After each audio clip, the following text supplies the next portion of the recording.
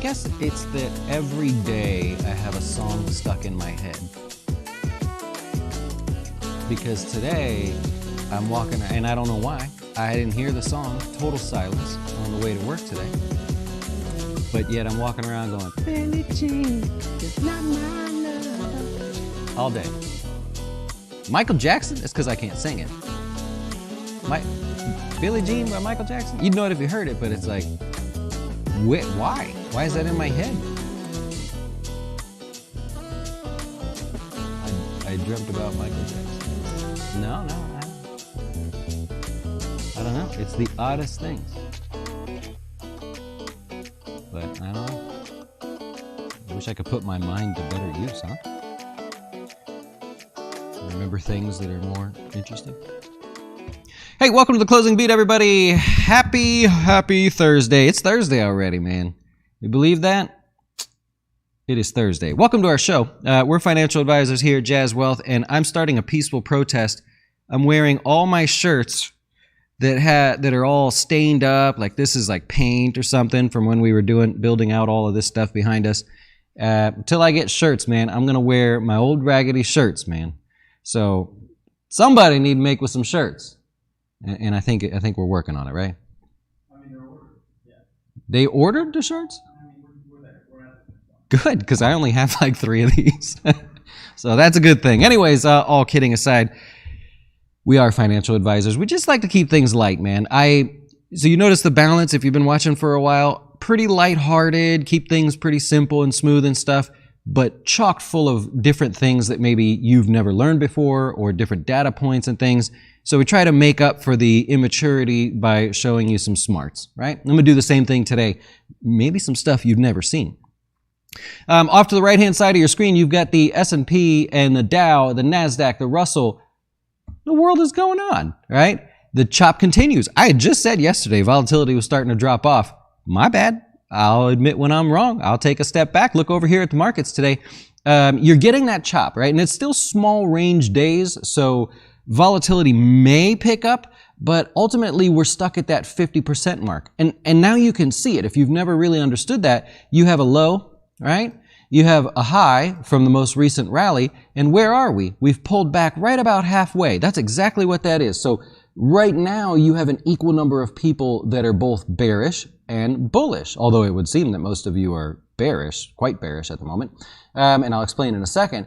But from a trader's perspective, there's not a lot to do here. And because it's earnings season, all the attention goes over to earnings stocks. It's very hard to get the broad market, the index level buyer to get excited right here. And now you understand why. I mean, it's as simple as that. So in the meantime, you have a day where people are excited, a day where people are not, a day where people are excited, a day where people are not. We now have 3 power trend days in a row. And what I mean by that is intraday or during the day, the stock market was not volatile. It moved in one direction all day long. See it? Little bounces here and there, but ultimately was plowing ahead to the downside. The other day, we were plowing ahead to the upside. The day before that, plowing ahead to the downside.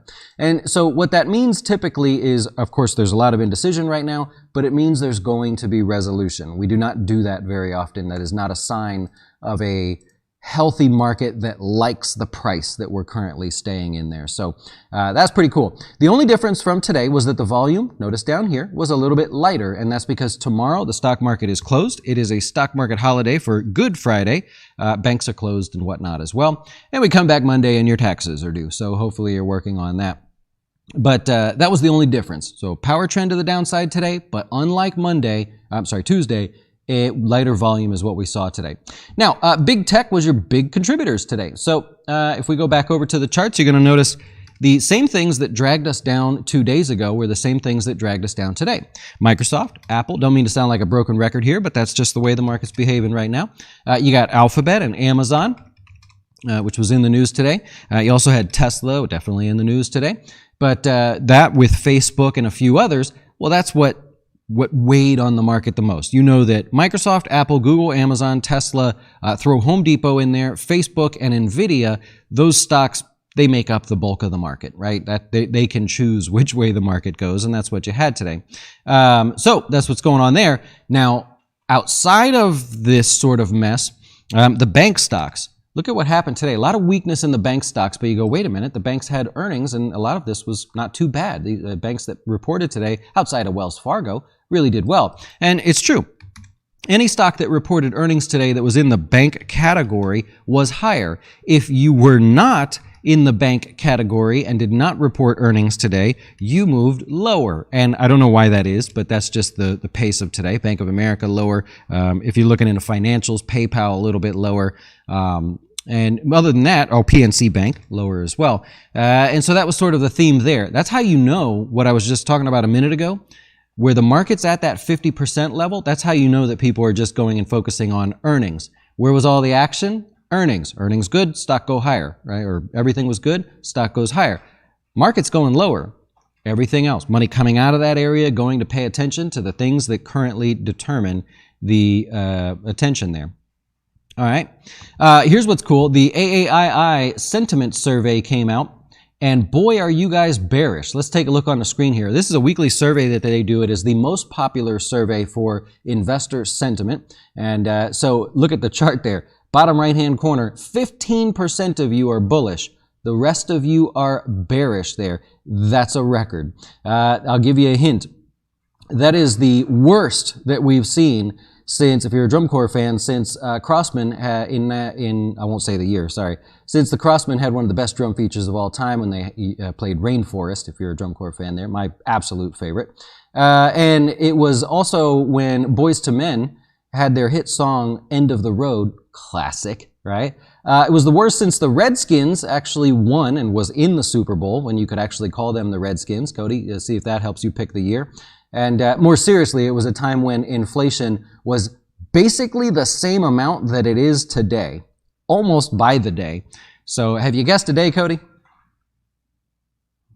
Going 92? Cody's going 92, and he would be correct, actually. And probably the Redskins one gave it to him. Check it out. 15% of you are bearish. If we go back out here, or bullish, I'm sorry. If you go back and look, in fact, it is 1992, the last time that we were ever this bearish on the stock market, or had the least amount of bulls.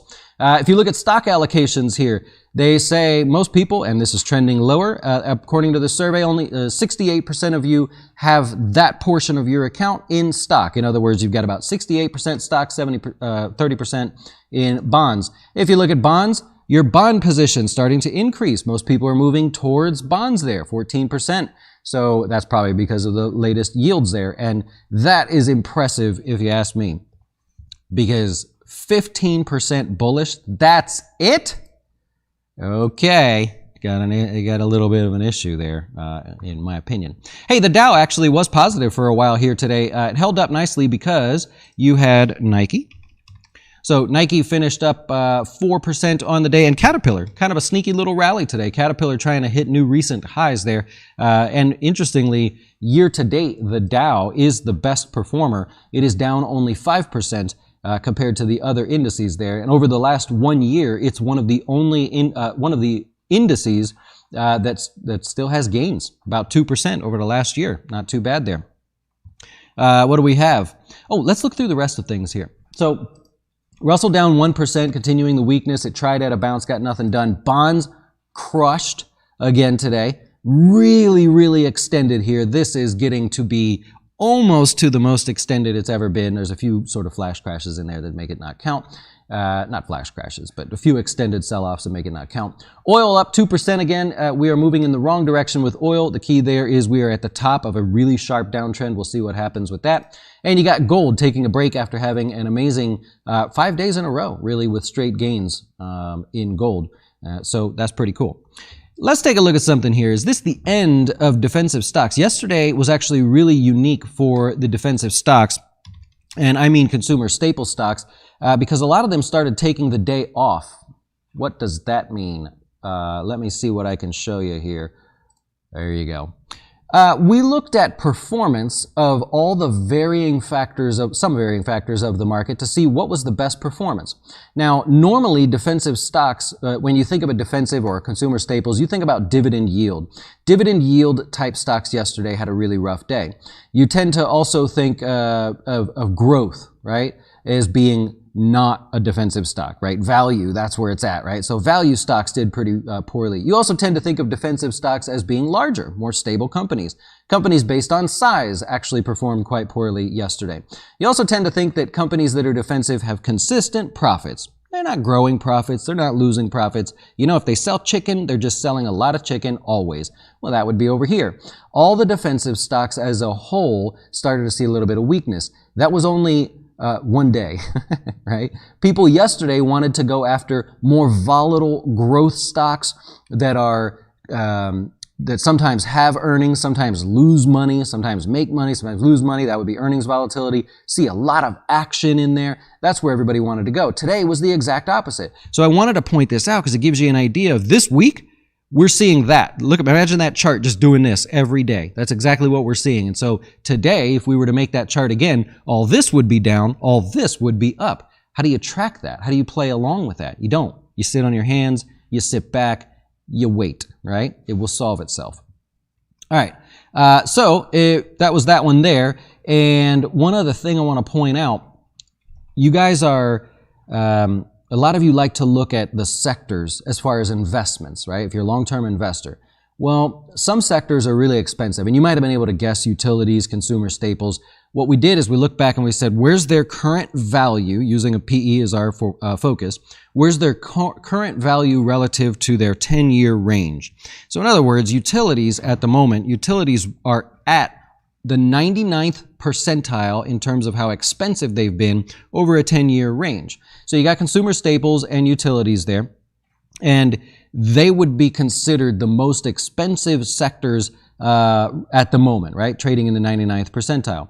What's interesting to me is if you look down here, financials are trading in the lowest, or one of the lowest percentile, right? The 15th percentile of its entire range. In other words, it's cheap. Right? Materials are cheap, and even energy is, some would argue cheap, some would argue expensive, right? The glass is half full or half empty.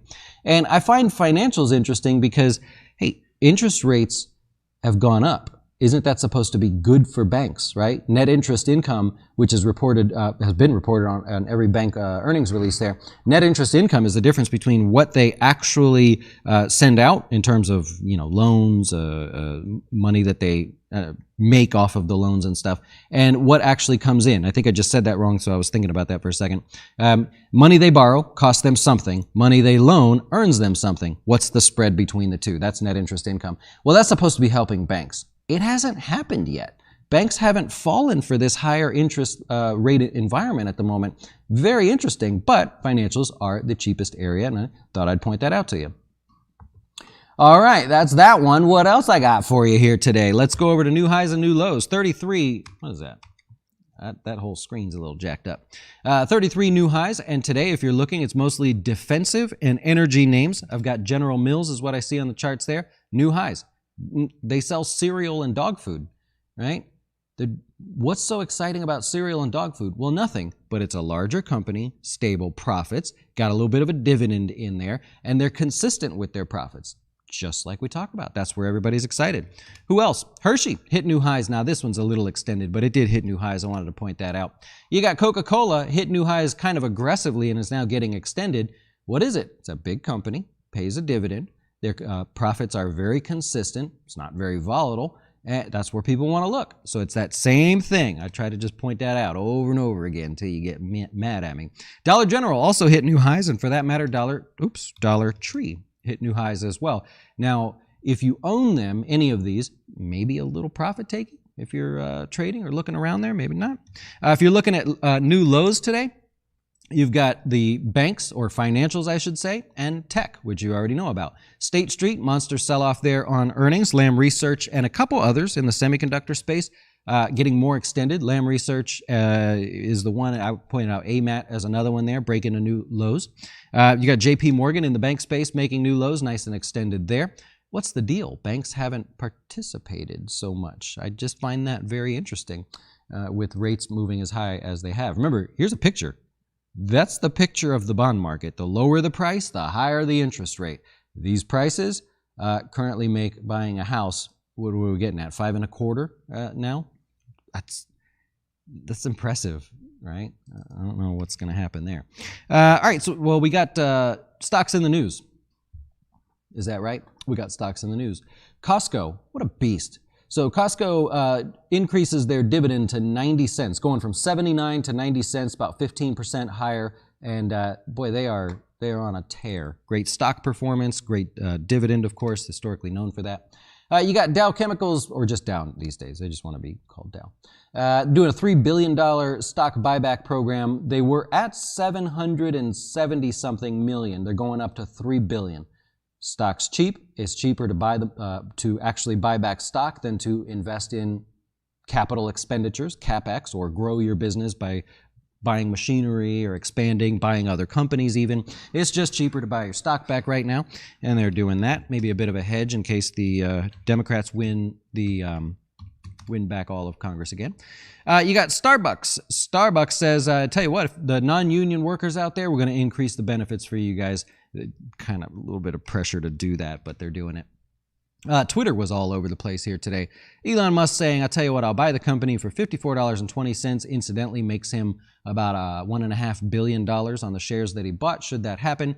It is largely expected that Twitter will turn down the offer, but they have to put it up for a vote to the board of directors, which he's one of them. Right, or he wanted to be one of them there. So that's an interesting one because I don't think that goes through. That would be really, really interesting if it did. I'm sure we have a lot of opinions on all of that, but we'll see what happens. He's certainly got the dough. Maybe not in his pocket, but he can get the dough. Goldman Sachs in the news for earnings. Beat on earnings, beat on revenues. All the major trading banks that reported today were killing it on trading volume. That's what I like to look at. And stock was a little bit higher throughout the day, but did succumb to the market on the way down. The only one that did poorly today was Wells Fargo. The revenues were a little bit weaker than expected. They're not known for doing well around earnings. So be it. It's what it is. You've got earnings tomorrow. Bank of America, Schwab, Synchrony Financial, and JB Hunt. Oh, yay. That happens to be one that we own. So we'll hope for that to be higher. In our office trade segment, which keep in mind, the office trade, this is just fun. It's just a side fun thing that we do. A lot of our clients like to trade. Well, around lunchtime, we're all just sitting around eating lunch anyways. I say, well, let's just go have some trades. We'll have a little fun account. Clients can follow along. They can maybe learn something. This is not indicative of how we run Jazz Wealth, right? I know there's always going to be at least a little confusion there. This is just for fun. We trade. We show you everything. You can participate if you want. If you're not a client, you can join. It's fine. But it's just for fun. It's all real, of course, real money and everything. But I'm not trying to say that this is how we manage our accounts. But today, I shorted Constellation Brands and Progressive, or long on Progressive, short on Constellation Brands. Closed out the IYT, which was the transport ETF that we had. Got our profit out of that one, 50%. And BXP was not 50%. I think it was 30 something, but it was a slow mover, and I closed that one out. That was it. No, nothing else. The market is closed tomorrow, of course, so there'll be no closing beat, and there'll be nothing, really. It's Good Friday. Good Friday, so I hope all of you all enjoy the Good Friday. Your little day off there. All right, I'll take questions if I can and see what I can help you guys with. You've been... oh, you're talking to somebody else there. I gotcha. There have been 0 IPOs in 22. That has really been a mention for banks. JP Morgan mentioned that. Deal-making activity, I talked about that, was a little bit rough for them. And it's a tough time to launch an IPO if you were gonna. Beast Mode, cool name. I love it. Dustin, how successful have you been shorting parabolic moves, and when do you know it will reverse? Do you feel like natural gas boil? I like the extended moves myself. And so we show all of it, basically since the day we've started this account and started office trades. We just show it, so you can see how successful that has gone. It's gone really well, but I specifically like metrics on that. I don't know. I don't track it on that one there. But you could see day to day how we're doing, whether we're making money or not. The good news is we have made considerable amounts since we started. But I'm a counter trend guy when it comes to the short term stuff, right? Not for the long term, not Jazz Wealth. This is Dustin Tibbetts. I just like it. I just seem to have an eye for it, and it fits me well. So it's not perfect, but that's what I prefer myself. Oh, and you asked about Boyle. So here you go. So you're looking at this one saying, oh man, this has got to be parabolic, right? So this is going to be based on, you probably know, this is based on natural gas. So an ETF that you can use for that. That's fine. It has the same fit and finish to the kind of things I like to look at. I'm not familiar with the options market here, if there's actually anybody that trades it, but yeah, I don't see anything wrong with it.